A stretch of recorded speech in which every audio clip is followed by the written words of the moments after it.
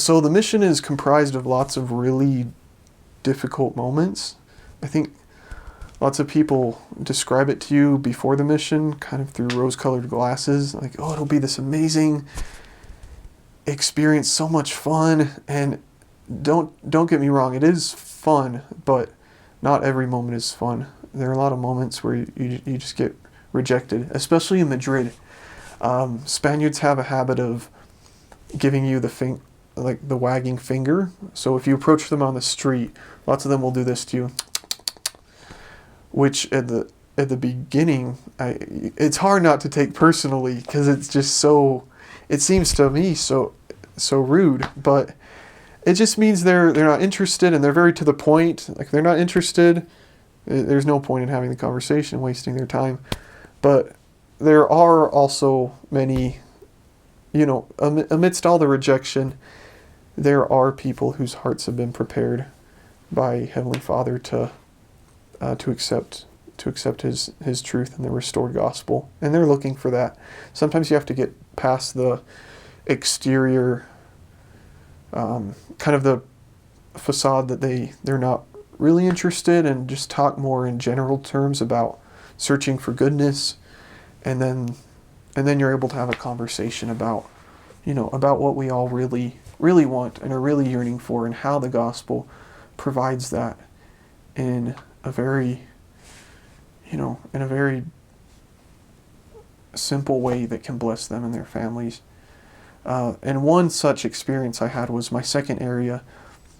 It was a morning just like the one I've just described.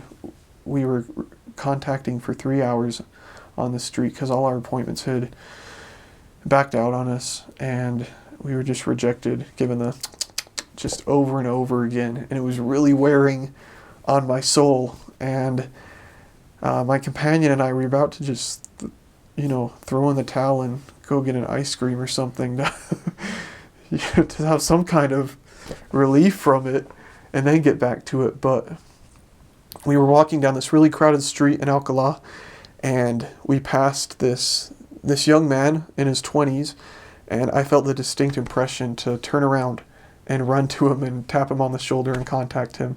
So I did. I remember exactly where I was, going through the crowd of people, and he turned around, and I talked to him, and immediately I noticed that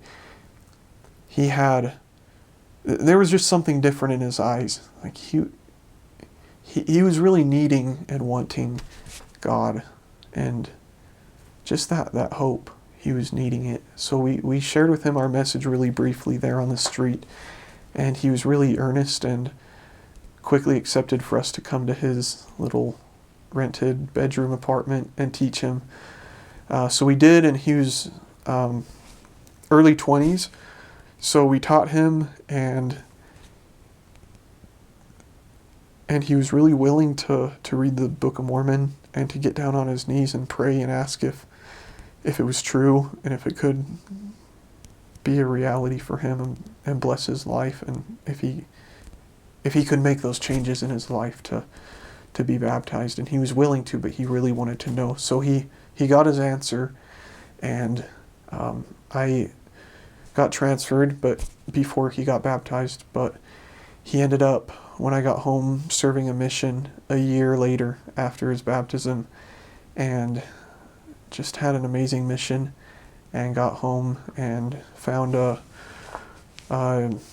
young single adult woman who's a really great girl, and they got married in the temple, and they're both serving in their wards and just have an amazing marriage because their marriage is founded on those principles of the gospel, and just the gospel for him is everything. It's not just part of his life. It's not just a lifestyle. It's who he is. Like he doesn't know about Christ. He knows Christ, and he's his reason for his happiness. And I was able to see him and his wife and spend time in their home last year when I went back to visit. And he's just one of my heroes for his tenacity and his testimony and his kindness.